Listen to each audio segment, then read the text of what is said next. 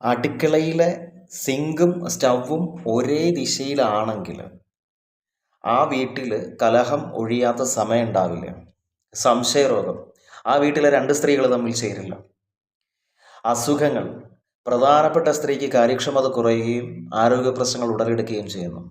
നിരന്തരമായ കലഹം. എന്നാൽ പരിഹാരമില്ലാത്ത പ്രശ്നം ഇല്ല. വാസ്തുവിൽ ഇതിന് പരിഹാരം നിർദ്ദേശിക്കുന്നു. അതിൻ്റെ ദിശ മാറ്റണം എന്നൊന്നുമല്ല, വളരെ ലളിതമായ രീതിയിൽ തന്നെ അതിന് നമുക്ക് പരിഹാരം കണ്ടെത്താൻ സാധിക്കും.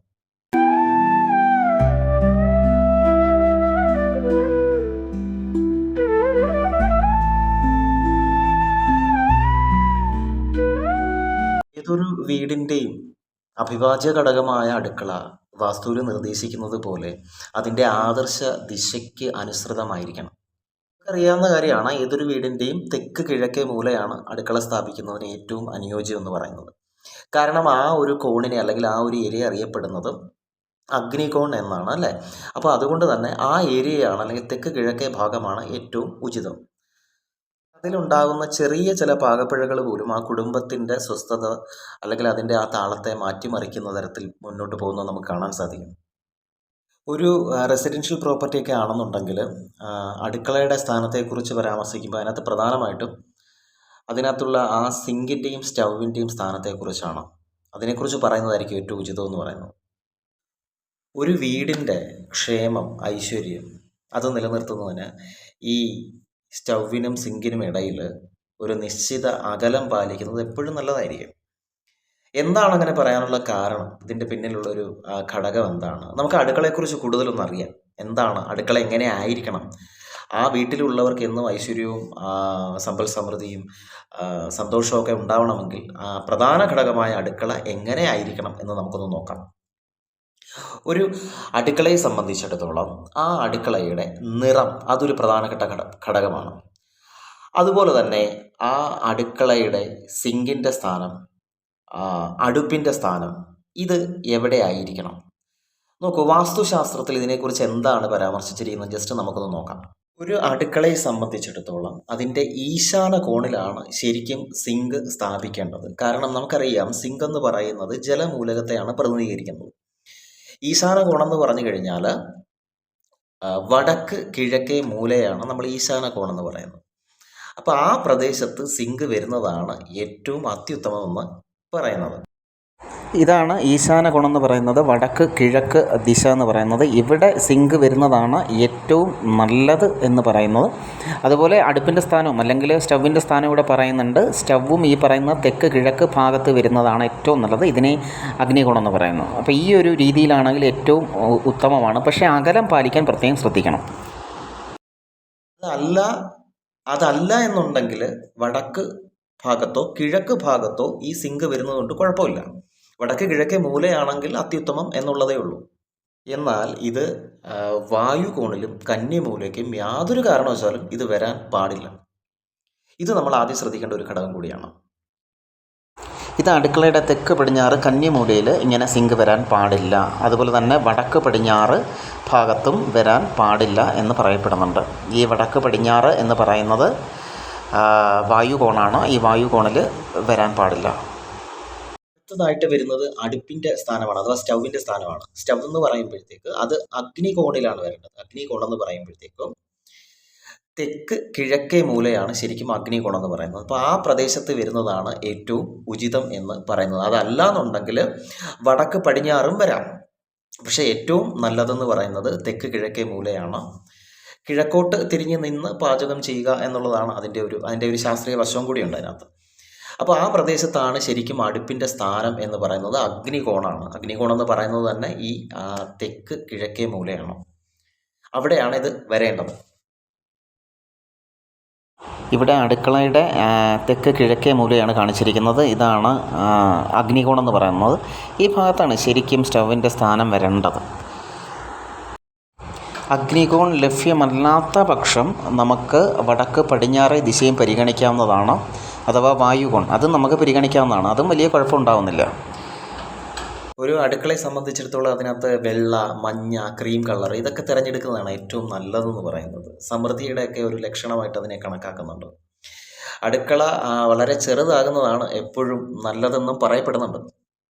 അപ്പോൾ ഇതൊക്കെയാണ് സ്ഥാനങ്ങൾ എന്ന് പറയുന്നത്. ഈ സ്ഥാനങ്ങളിലായിരിക്കണം പ്രധാനമായിട്ടും സിങ്കിൻ്റെ സ്ഥാനവും ഈ പറഞ്ഞ അടുപ്പിൻ്റെ സ്ഥാനവും ഇങ്ങനെ ആയിരിക്കണം. ഒന്ന് കിഴക്ക് വടക്കേ മൂലയും മറ്റൊന്ന് കിഴക്ക് തെക്കേ മൂലയും. കിഴക്ക് തെക്കേ മൂല എന്ന് പറയുന്നത് അഗ്നികോണം, കിഴക്ക് വടക്കേ മൂല എന്ന് പറയുന്നത് ഈ പറയുന്ന ഈ ജലവുമായിട്ട് ബന്ധപ്പെട്ട സിങ്കിൻ്റെ പ്രദേശം കൂടിയാണ്. അപ്പോൾ നമ്മൾ ഈ ഈശാന കോണിനെ പറ്റിയും അഗ്നികോണിനെ പറ്റി പറഞ്ഞു. അഗ്നികോണിലാണ് അടുപ്പ് വരേണ്ടത്. അഗ്നികോണം എന്ന് പറയുന്നത് ഈ പറയുന്ന തെക്ക് കിഴക്കേ മൂലയാണ്. ഈശാന കോണം എന്ന് പറയുന്നത് വടക്ക് കിഴക്കേ മൂലയാണ്. ഈ പ്രദേശത്താണ് ഈശാന കോണിൽ സിങ്കും വരണം, ഈ പറഞ്ഞ അഗ്നികോണിൽ അടുപ്പ് അല്ലെങ്കിൽ സ്റ്റൗവും വരണം. ഇതാണ് ഉചിതം. പക്ഷേ പല വീടുകളിലും ഇത് ഒരേ ദിശയിൽ വരാറുണ്ട്. ഇപ്പോൾ സ്ലാബിനകത്ത് ഒരേ സ്ലാബിനകത്ത് ഈ പറയുന്ന സിങ്കും ഒരേ ദിശയിൽ, സിങ്കും അതുപോലെ ഈ സ്റ്റൗവും ഒരേ ദിശയിൽ വരാറുണ്ട്. അങ്ങനെ വന്നു കഴിഞ്ഞാൽ നിരവധി പ്രശ്നങ്ങൾ ഉണ്ടാകും. ഇതൊരു വിശ്വാസം മാത്രമാണോ എന്ന് ചോദിച്ചാൽ ചിലപ്പോൾ ചിലർക്ക് അനുഭവം ഉണ്ടാവാം. ഇവിടെ നമ്മൾ ശ്രദ്ധിക്കേണ്ട ഒരു കാര്യം എന്ന് പറഞ്ഞാൽ, നമുക്കറിയാം ജലവും അഗ്നിയും പരസ്പര വിരുദ്ധ ശക്തികളാണ്. ഇവർ രണ്ടും തമ്മിൽ ചേരില്ല എന്ന് നമുക്കറിയാം, അല്ലേ? അപ്പോൾ ഇവിടെ ഇതിനിടയിൽ ഒരു അകലം പാലിക്കുന്നത് എല്ലായ്പ്പോഴും നല്ലതാണ് എന്ന് വാസ്തുശാസ്ത്രത്തിൽ പറയപ്പെടുന്നു. എങ്ങനെ അകലം പാലിക്കാം? ഇത് അടുത്തടുത്തായിപ്പോയി, നമുക്ക് എന്ത് ചെയ്യാൻ പറ്റും? അത് ഇടിച്ചു പൊളിച്ച് കളഞ്ഞ് ഇനി വീണ്ടും അടുക്കള പുതുക്കി പണിയാനല്ല ഇവിടെ പറയുന്നത്, മറിച്ച് അതിനൊരു പ്രതിവിധിയുണ്ട്. സാധാരണ വാസ്തുവിൽ തന്നെ ഒരു പ്രതിവിധി പറയുന്നുണ്ട്, പക്ഷെ ഞാൻ അതിനോട് അത്ര അങ്ങോട്ട് യോജിക്കുന്നില്ല. കാരണം ഒന്നുകിൽ ഒരു മരപ്പലക, അല്ലെങ്കിൽ ഒരു ഗ്ലാസ്, അല്ലെങ്കിൽ ഒരു കർട്ടൻ, ഇത് കൊണ്ട് ഏതെങ്കിലും കൊണ്ട് ഇതിനെ മറയ്ക്കുക എന്ന് പറയപ്പെടുന്നുണ്ട്. അപ്പോൾ ഇത് ഇങ്ങനെ മറച്ചു കഴിഞ്ഞാൽ തൊട്ടടുത്തുള്ള ജലത്തെ നമുക്ക് അത്ര ഭയക്കണ്ട, പക്ഷെ അടുത്ത് കിടക്കുന്ന അഗ്നിയെ ഭയന്നേ പറ്റത്തുള്ളൂ, അല്ലേ? അപ്പോൾ അതും ഇതും തമ്മിൽ ടച്ചായി കഴിഞ്ഞാൽ ഉണ്ടാകുന്ന പ്രശ്നങ്ങൾ, അതുണ്ടാവാതിരിക്കാൻ ഒരു മാർഗം എന്ന് പറയുന്നത് ഏറ്റവും പ്രധാനപ്പെട്ടത്, സമ്പത്തൊക്കെ ഉള്ളവരാണെങ്കിൽ നമുക്ക് എന്ത് ചെയ്യാം, അത് നമുക്കവിടെ ഒരു പ്രത്യേക ഒരു ചെറിയൊരു വാള് കെട്ടിയിട്ട് നമുക്കത് അടയ്ക്കാം. അതല്ല എന്നുണ്ടെങ്കിൽ ഇതിൻ്റെ ഏറ്റവും വലിയ നല്ലൊരു പ്രതിവിധി എന്ന് പറയുന്നത്, ഇതിൻ്റെ നടുവിലായിട്ട് ഒരു ചെടി വയ്ക്കുക. ചെടി കുഴിച്ചു വെക്കുക എന്നുള്ളതല്ല അതിൻ്റെ അർത്ഥം. ഒരു ചെടി ചെറിയൊരു ഒരു പാത്രത്തിൽ എന്ത് ചെയ്യുക, ഇട്ട് വയ്ക്കുക. ആ ചെടി ഏതാണെന്ന് കൂടെ പറയാം.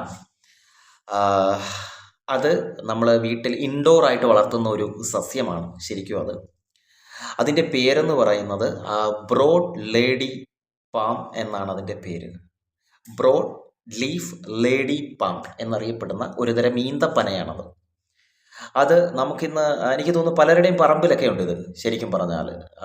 അപ്പോൾ ആ ഒരു ചെടി എടുത്ത് വയ്ക്കുകയാണ്. ആ ചെടി ഞാനിവിടെ കാണിച്ചു തരാം.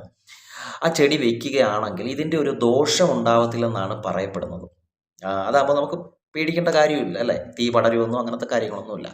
അപ്പോൾ അത്തരത്തിൽ വെച്ച് കഴിഞ്ഞാൽ ഈ പറയുന്ന ഈ ഒരു പ്രശ്നം പൂർണ്ണമായിട്ടും ഇല്ലാതെയാകും എന്നാണ് പറയപ്പെടുന്നത്. ഇതാണ് റാപ്പിസ് എക്സെൽസ എന്ന ലേഡി പാം അഥവാ ബ്രോഡ് ലീഫ് ലേഡി പാം എന്ന് പറയുന്നത്. ഇത് നമുക്ക് സിങ്കിൻ്റെയും അതുപോലെ തന്നെ സ്റ്റൗവിൻ്റെയും ഇടയിലായിട്ട് നമുക്കിത് സ്ഥാപിക്കാം. ഇങ്ങനെ നമുക്ക് സ്ഥാപിക്കാം. അതായത് ഇതിനിടയിൽ അകലമില്ലാത്ത പക്ഷം, സ്റ്റൗവിനും സിങ്കിനും ഇടയിൽ അകലമില്ലാത്ത പക്ഷം നമുക്ക് ഇങ്ങനെ നടുവിലായിട്ടിത് സ്ഥാപിക്കാം. നമ്മൾ ഇത്തരം കാര്യങ്ങളൊക്കെ ശ്രദ്ധിച്ചു കഴിഞ്ഞാൽ ഒരു പരിധിവരെ ഉണ്ടാകുന്ന ഇത്തരത്തിലുള്ള ദോഷങ്ങൾ നമുക്ക് എന്ത് ചെയ്യാൻ സാധിക്കും, മറികടക്കാനായിട്ട് സാധിക്കും.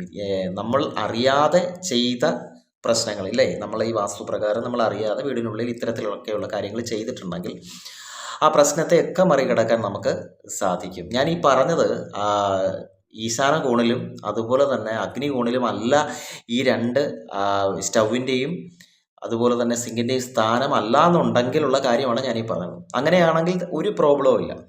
പക്ഷേ ഇത് രണ്ടും ഒരേ ദിശയിലാണ് വന്നതെങ്കിൽ അത് എന്താവണം, ഇതിൻ്റെ നടുക്ക് അതിനെ ഒരു പാർട്ടീഷൻ ചെയ്യുന്നത് നന്നായിരിക്കും, ഉചിതമായിരിക്കും എന്നുള്ളത് മാത്രമേ ഉള്ളൂ.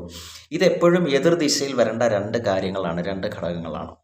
അങ്ങനെയാണെങ്കിൽ ആ പറയുന്ന വീട്ടിലെ സന്തോഷവും ഈ പറയുന്ന ഒരു എന്താ പറയുക, ഒരു പ്രോസ്പിരിറ്റി അതെപ്പോഴും മുമ്പോട്ട് പോകും.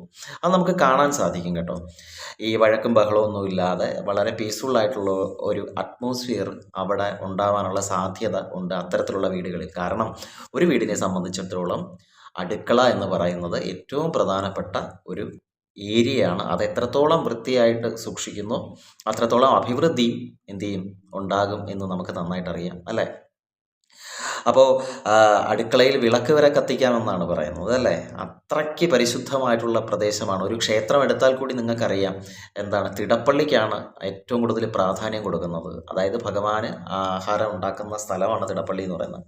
അതിനാണ് കൂടുതൽ പവിത്രത എന്ന് പറയുന്നത് അല്ലേ. ശ്രീകോവിനേക്കാൾ കൂടുതൽ പവിത്രത വരുന്നത് തിടപ്പള്ളിക്കാണ്. അപ്പോൾ അതുപോലെ തന്നെയാണ് നമ്മുടെ വീട്ടിലെയും ഏറ്റവും പ്രധാനപ്പെട്ട ഏരിയ എന്ന് പറയുന്നത് അടുക്കള തന്നെയാണ്. അപ്പോൾ അതുകൊണ്ട് അതിലെ കാര്യങ്ങൾ അത് ചിട്ടയ്ക്കനുസരിച്ച് തന്നെയാണെങ്കിൽ നമുക്കും ആ ഒരു പ്രോസ്പെരിറ്റി ഉണ്ടാകും.